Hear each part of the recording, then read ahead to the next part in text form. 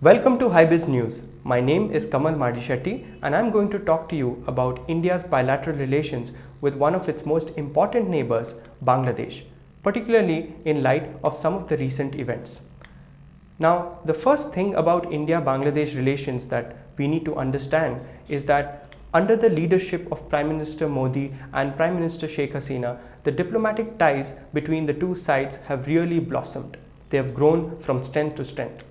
Of course, Bangladesh relations with India have traditionally been cordial, but over the past 5 to 6 years, there has been unprecedented progress on various fronts, which has strengthened this relationship like never before.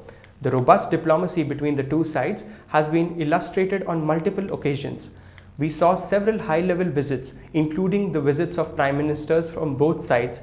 In fact, Prime Minister Sheikh Hasina made a few informal visits to India, with the most recent one being her visit to Kolkata, where Saurav Ganguly actually hosted her at the Eden Gardens, where India and Bangladesh played their first ever pink ball test match.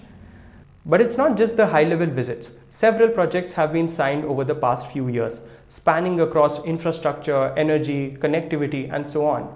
We have settled our long-pending disputes. India and Bangladesh had a maritime dispute over the territorial waters in Bay of Bengal. In 2015, when the UN tribunal that was considering this case actually ruled in favor of Bangladesh, giving it control of 4/5 of the disputed area, India did not contest it and wholeheartedly accepted the verdict. But the biggest of all, the biggest achievement of the bilateral relationship has been the conclusion of the land boundary agreement, which was a matter that was held up for more than 40 years. We finally saw this agreement being signed when Prime Minister Modi made that historic visit to Bangladesh in 2015. Even in this case, where the agreement essentially paved the way for an exchange of enclaves, India actually ceded a lot more territory to Bangladesh than it got in return. This created a genuine sense of goodwill for India inside Bangladesh. All this has resulted in the strengthening of our relations with Bangladesh and an atmosphere of mutual trust. For India, Prime Minister Sheikh Hasina has been a force of stability for the region, who has been committed not only to economic development but also towards making sincere efforts to counter jihadist extremism. Bangladesh has diplomatically supported India on several occasions in the past few years, especially when we have raised issues of terrorism emanating out of Pakistan. Now, in light of some recent events in India, be it the Citizenship Amendment Act or the NRC in Assam, some observers have raised the issue of how this could impact our relations with Bangladesh.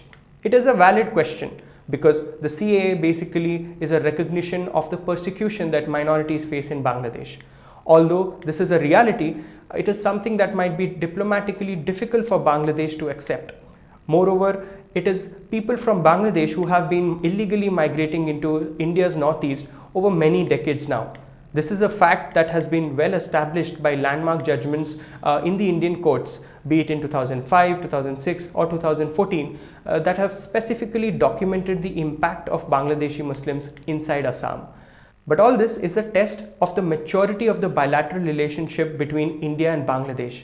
And there's good reason to be optimistic in the ability of both governments to handle this harmoniously, because we already see some evidence of that. Some high-level officials in the Bangladesh government have said that the CAA and the NRC are internal matters to India, and they have refrained from commenting on some of the internal conversations we have been having inside India, which is really the right way to go about it. Bangladesh has also offered to take back its illegal citizens if both sides can establish that they are indeed Bangladeshi citizens.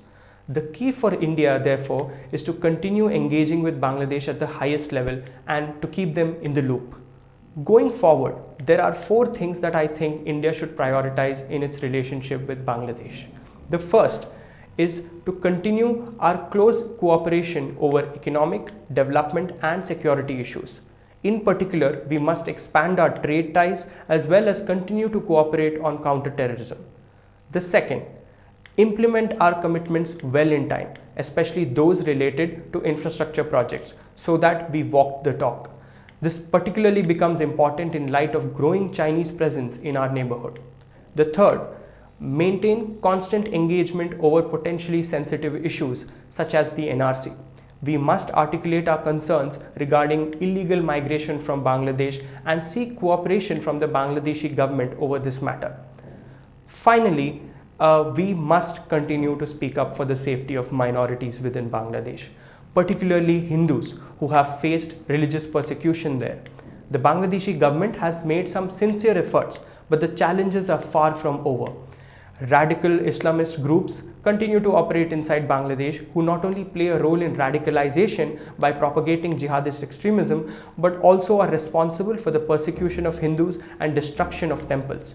We must continue to advocate for the cause of minorities in Bangladesh, because not only does India tend to be the only voice speaking up for them, it is also our civilizational duty to do so.